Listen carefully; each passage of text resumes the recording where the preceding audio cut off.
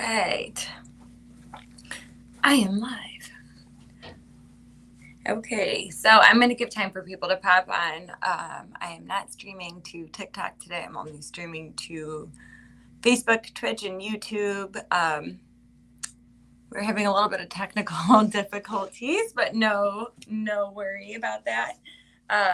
So yeah, I'm just going to be streaming to you guys today. But yeah, today I want to talk about shadow work and then astrology and how those two things go together. So, how you would use astrology in order to help you in your shadow work journey. This is a subject that's pretty near and dear to me. I definitely use these things in my practice all the time, and has been understanding my birth chart has really helped me to understand myself better. It's important to know that you're not using these parts of your birth chart as a excuse to behave a certain way or as a reason why your life is always going to suck is because I have a Scorpio moon. That's not what it is. All of us have different struggles, and all it is your birth chart is basically giving you a map to know where you are going to be really successful, parts that you might have a little bit of a harder time. But regardless, they are simply just things showing, hey, these are the things that you're going to have to deal with in this lifetime. These are some of the lessons that you're going to have to learn. So it's not because I have a certain placement that I act this way. It's that I have these specific situations I'm dealing with in my life, and I can find out how to deal with them or how to address it by looking at these parts of my birth chart. So it's not a cause and effect. It's not because I have this placement, like because I have a Taurus moon, I, comfort myself with creature comforts like wine and a bubble bath. It's not because of my Taurus moon that I do that. I just do that. But you can see that I do that by looking at my Taurus moon that's in the 12th house. So that's kind of the important thing I wanted to address here, I guess, was that you are not acting a certain way because of your birth chart, and you're not like stuck in certain patterns because of your birth chart. And I think that's where a lot of people have a hard time with astrology, is because some like to use it as a means of getting away with certain things, right? I'm not blunt or rude, I'm just a Sagittarius. Like, no. That's one of the things you're going to have to deal with and learn to address because you're a Sagittarius, right? I'm going to have to learn how to be a little bit more tactful in the way I say things. You could be a Scorpio and be extremely distrustful, or, you don't trust people very easily. You can't just do that the rest of your life. You got to figure out how to get past that. So, but anyway, if any of you have like questions about this stuff as I'm talking, feel free.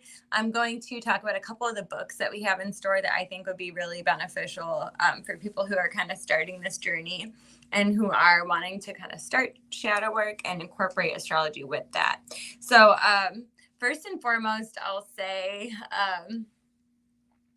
we just had the summer solstice. So definitely just celebrated that, and that was amazing. A full moon in Capricorn took place on that same night, which was super, super cool to see. It's a strawberry moon, so as you all saw, it was bright pink, which is super cute. It was like a pink orange color.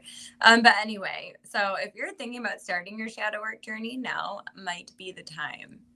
A lot of stuff going on astrologically that would make this more beneficial for us to start our shadow work and to figure out why we are the way that we are.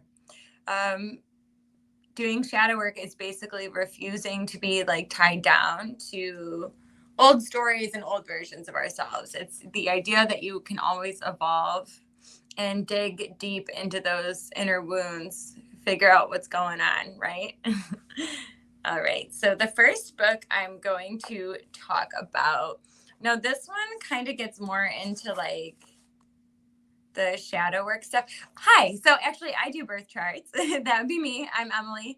So I'm here on Wednesdays. So I'd be very happy to help you with that. I will say the birth chart readings do work a little bit differently. They are a little bit more time consuming. So it depends on how kind of in depth you would want the reading to be, but I can definitely help you with that. We also have Linda Wagner, who is an excellent astrologer as well. So she could definitely help with that. In order to get an accurate birth chart, though, we need to have your time of birth. It's very important because that's how you know your ascendant or your rising sign. And that's also how you know the different aspects that your planets make. So it's really important to have your accurate time of birth. I say accurate, not just mom remembers I was born in the morning. So I'm saying 9 a.m. An accurate birth time, and we can definitely help. So this book is more of like a shadow work book than an astrology book. So the title, I Don't Want to Be an Empath Anymore, How to Reclaim Your Power Over Emotional Overload, Maintain Boundaries, and Live Your Best Life. Yeah, you're welcome. The term empath gets dicey because a lot of the time, you're an empath or you're sensitive to other people's feelings because you went through some kind of trauma and now you're hypervigilant. So it gets kind of hard because when you're an empath, you're still responsible for your own healing and you're still responsible for learning how to control that and control the feelings of other people. Amy Gardner asked if I do birth charts online. I sure could. Yeah, we can definitely set up. The easiest way really to do birth charts, if I'm being honest with you, is for me to just email you guys a PDF of the birth chart and then everything written out.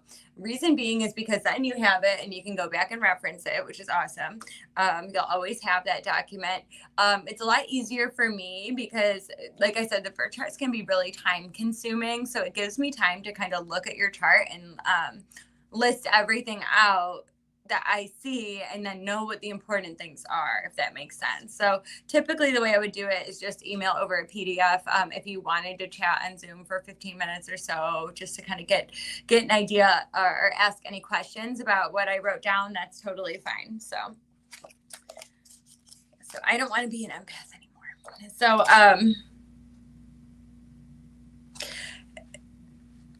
I teach a shadow work class as well. It's dicey in a way. The reason being, shadow work is not necessarily an easy thing to do. It's not easy for the person helping or the practitioner. It's also not easy for the person doing it, but it is so beneficial. So yeah, this book is mainly more like a shadow work book instead of astrology, but a lot of good information. And the reason I really like this book when it talks about empath stuff, this would be the one I'd recommend to anybody who's kind of just hearing that word empath and seeing, hey, that might be me. The reason being is they actually go into the wounds. They go into the shadow work. A lot of empath books don't do that. I don't know why, but they don't. They don't talk about why are we this way, right? Everybody has the capability of being sensitive to feelings like that. But this talks about your core wound. So your core wound, the way they describe it is it's your own unique core wound. And though the narratives may be unique to each person, they share a very common thread. This common thread is the empath's first experience of feeling like they are too sensitive for this world and that their sensitivity is unwelcome or unseen. So, yes, right? So feeling unseen, feeling too sensitive, but your core wound doesn't have to be that. But shadow work, there's usually that one thing that happened, and you would think it'd be like, oh, my parents got divorced, right? You'd think that would be like, that's my core wound. That's the first thing that happened to me that really messed me up. But most of the time, like the way this author described it is, she'd found a baby bird that was dying. And she was harboring the bird and trying to take care of it. And her dad had found out that she was trying to take care of the bird. And he's like, why are you even bothering with that? You know, it's half dead anyway. It's not going to live. You're wasting your time. And kind of got angry. And so that's her core wound. That's what she remembers when she feels like she's maybe being a little too sensitive for this earth, right? We all have one of those. So figuring out what is that memory that pops forward that you kind of taunt yourself with, especially when you're making a mistake or when you're overly sensitive. And then I love this. So mothering your inner child. When you want to look, this gets hard too. Okay, but if we're really going to talk about shadow work, and astrology, like let's talk about it. Your moon sign is your relationship with your mother. Okay. Certain moon signs are seen as more beneficial, and other moon signs are seen as more of a struggle. I have what's called an exalted moon. So that's supposed to be the best placement for the moon. So that's my Taurus moon. That's because it says that I'm supposedly supposed to be really emotionally stable. But yeah, and that makes sense. And also how I comfort myself emotionally. But that's also the relationship I have with my mom. So my mom is my very best friend. It's not funny at all, but the moon is in the 12th house. And my mom ended up getting a a chronic illness. So she has cancer. And she's healing and she's doing just great. But that is indicated by that 12th house. But anyway, what I'm trying to say, my moon is in Taurus. So that means my relationship with my mom was very comforting. There was a lot of physical affection, very nurturing, a lot of earth energy. I always felt taken care of, and it was very, very stable. So my mom, whether she went with her own struggles or not, I always knew I had a best friend in her and that I was safe with her. Now,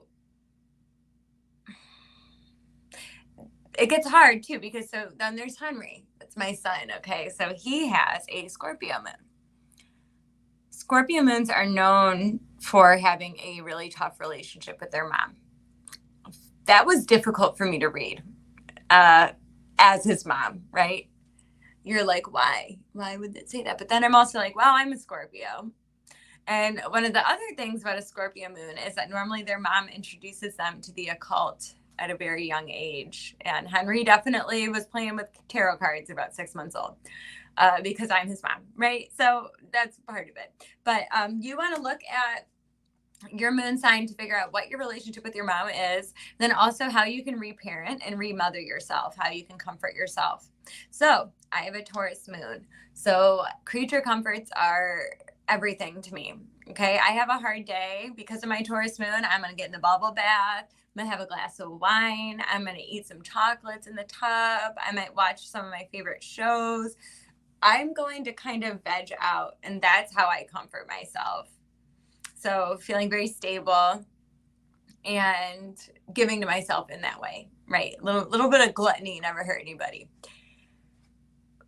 But everybody's different, right? So if you have a Virgo moon, you're very organized, very analytical, and also pretty critical. So you're probably pretty critical of yourself and other people. And I would bet $1 million your mom was pretty critical of you too when you were a kid.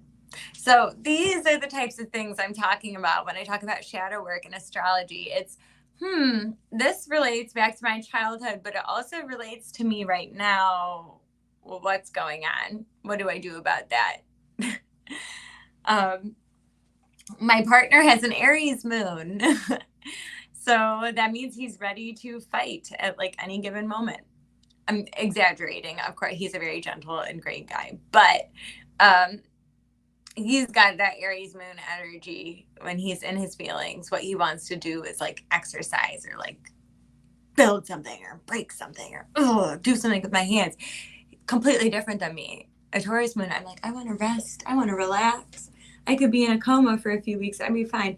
Whereas he's like, I need to do something right now. That's how I'm going to expend this energy and deal with these emotions that I have.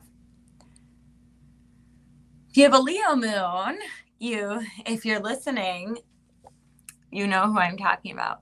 But if you have a Leo moon, the way that you would make yourself feel better is by giving yourself and getting positive attention. So I'm going to post that selfie that I feel like super, super hot in, or I'm going to post my work that I know I did like a really good job on so that I can get a lot of external validation. There's nothing wrong with that. That's okay. But that's a Leo moon. That's what they want to do. Most of the time too, their mom probably gave them a lot of negative attention when they were younger. So now they're really thriving for positive attention and external validation. So that would be that Leo moon. So I hope this makes sense to everybody, like kind of what I'm trying to say, as far as how your moon sign is indicative of what your relationship with your mom was, and indicative of probably a lot of the wounds that you have now, the ways that you mother and parent yourself as an adult. So if any of you want to post your moon sign in the comments or ask like, hey, I have this placement, what should I do about that? I'd be happy to help. Another shadow work placement you're going to want to check out is your Pluto placement. Hi, Nikki. Pluto is a really transformative planet. Apparently it's not a planet anymore, but I say it's a planet. So Pluto's very, very transformative, and where it interacts with your other planets in your birth chart is incredibly important, right? So Pluto's opposite my moon. So that means that even though my Taurus moon is craving comfort and stability and doesn't like change, I have a Scorpio Pluto and it's opposite my moon. So that means I'm going to get it anyway, right? So I want to be comforted and I want to be stable with that Taurus moon, but that Scorpio Pluto opposite it just takes that away. That's that lesson that I have to learn in this life. Also, what house Pluto is in. So Pluto's in my 6th house. So that means that I kind of have a lot of it's tumultuous when it comes to working situations sometimes, right? If somebody had their Pluto in the 1st house, they come off as very intense and almost intimidating to other people. They might have an issue being perceived. They don't want to be noticed, but people always notice them. So they also would have a Pluto ascendant if it's in the 1st house. Pluto in the 2nd house, it's going to be issues financially, right? Financial ruin, and then building back up, and then ruin again. So these are the type of placements that you want to look at when you want to see what kind of themes are going to be going on in your life. Pluto's important too. Just going to pause 1 second, see if anybody wants to ask any questions. This is kind of like an open talk here. Like I said, I've got some books that I definitely would recommend. So this is I Don't Want to Be an Empath Anymore. We've got Healing the Soul by Mark Jones, Pluto, Uranus, and the lunar nodes. That's important. Your north and south nodes are really important. I haven't gotten to that yet. But basically, your north node is what you want to be working towards in this life, while the south node is what you want to let go. So, hello. Hi. I'm going to show Nikki's little hearts because she's so cute. But yeah, like others said, I do the birth charts as well. I'd be happy to do a reading or offer a reading. PDF is typically the easiest way for me to do that. But go ahead and reach out to me on my Spiritus Mundi on Instagram if you were interested in that. It would still be like through the store, but just easier to do it on my own time. So. But yeah, if anyone has a question about their own like particular moon sign, a certain aspect you have, or just like a shadow work question, it doesn't actually have to be related to astrology either. It's kind of all my jam. So whatever floats your boat, whatever tickles your fancy and you want to hear about, I'm here.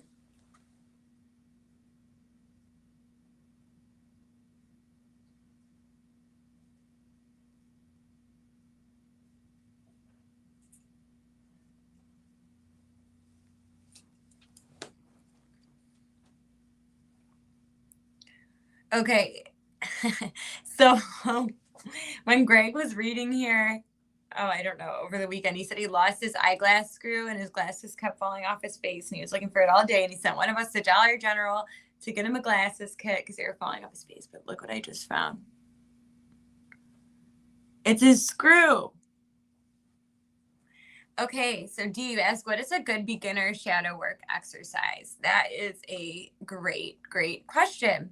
So, in my class, one of the things I have somebody do is you pick somebody that really, really annoys you, right? So somebody in your life that just drives you up a wall.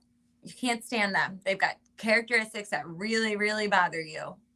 Really bother you. Write three of those characteristics down in that person that really bothers you. And then you're going to find a person that you seriously admire. So someone that you look up to, that you wish you could be like that when you're older. You seriously, seriously admire them. You look up to them. They have traits that you want. So, and then you're going to have that person and write three of those traits down. And then go back and recognize that all of the traits that you wrote down, both the good and the bad, you are all of those things. So we have the capability to be all things, and nothing is outside of ourselves. And often what we recognize in other people, we wouldn't be able to do that if we also didn't have that within us. It's interesting because people have a really easy time accepting the negative things about themselves, but have a really hard time accepting the positive ones. An example of that, I asked my partner, this was a shadow work exercise that I saw, what do you admire the most about me? Like, what do you wish you could be like that I am? And he said, I wish I could be free like you are.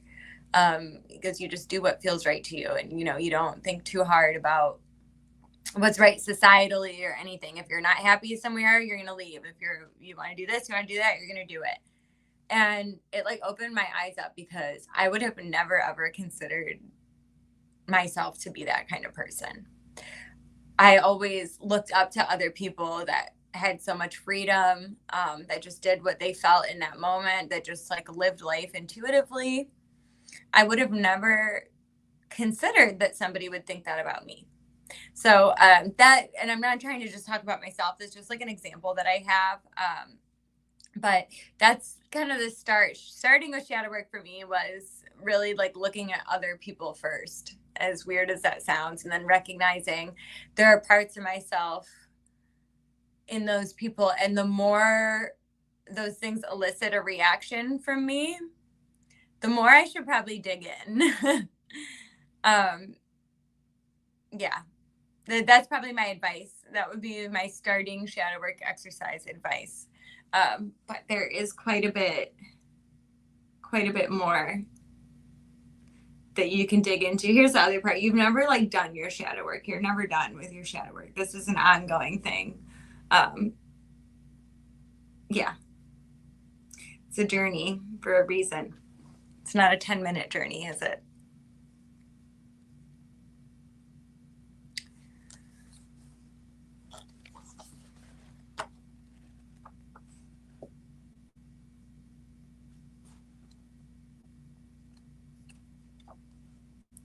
All right.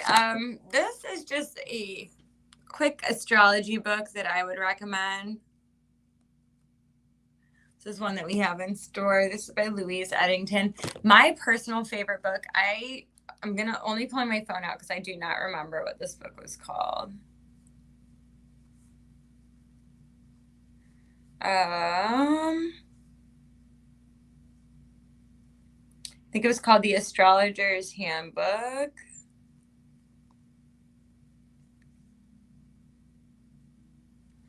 All right, there's a really bad service over here, so it's just taking me a second. Yes, this one.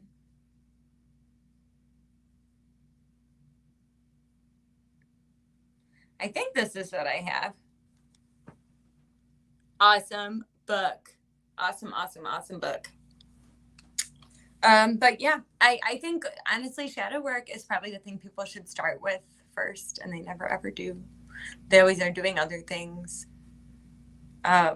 People focus on money and love and all of that, which is important, but a lot of the time our shadow work's the reason we don't have those things. It's not as easy, it's not as fun, and it's not pretty. And I think that's why people avoid it so much, I guess. So does anyone have any other questions about astrology or shadow work, or I guess something else? If you feel inclined, I'd be happy to help with that too.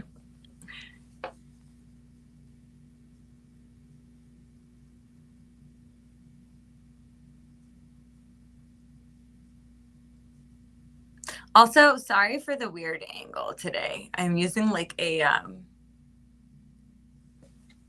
book thing. When is the next shadow work class? So I don't have the next shadow work class scheduled yet. What I would be happy to do though would be like a shadow work mentoring. I've been wanting to launch that for a while. I just haven't yet, but if someone was interested in doing it, I totally would. So basically this would be cost of a reading, but it would just be one-on-one shadow work mentoring. So with a focus on doing that shadow work, figuring out, getting to the root of some of these limits we're placing on ourselves. We don't have another class scheduled. You know, I had one scheduled and people signed up and then didn't come. So I just think it's kind of a weird time of the year. And then financially, it's a little tough for some people right now. So probably wouldn't be launching another shadow work class until fall time, but would be happy to do like a one-on-one mentoring for sure. I end up doing that a lot of the time in my readings anyway. They end up kind of being about shadow work just because that's something that's near and dear to my heart. So, and again, you can follow me on Instagram. My spirit is Mundi. So MY Spirit Us Mundi. Okay, so you were kind of focused, wanting to hear about the Capricorn moon. So, we can definitely talk about that. So it is a strawberry moon.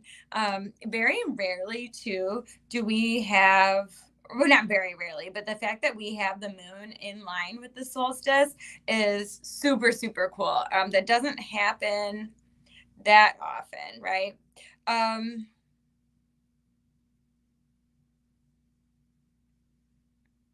Okay.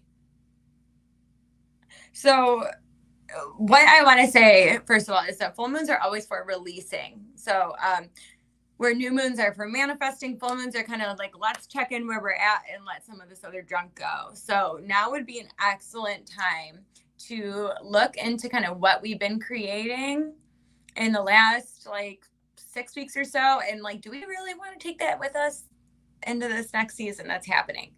This is an excellent time to let go of some other crap. Seriously. Okay, this part is really important too.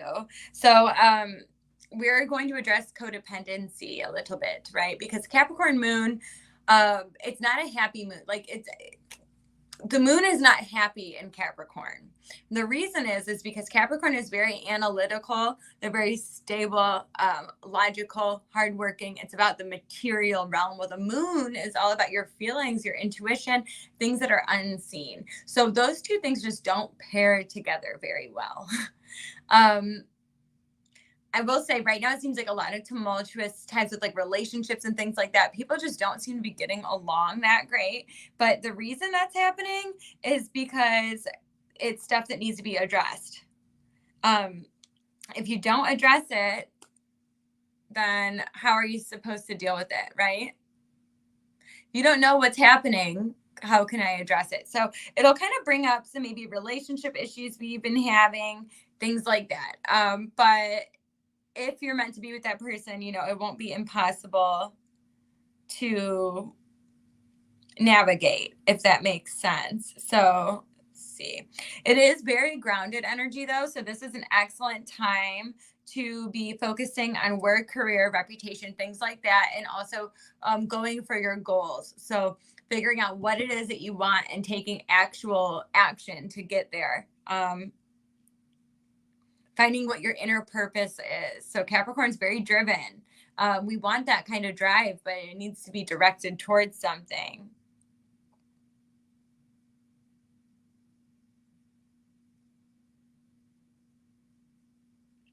And because this is going to Cancer season, so there are some energies of Cancer right now too.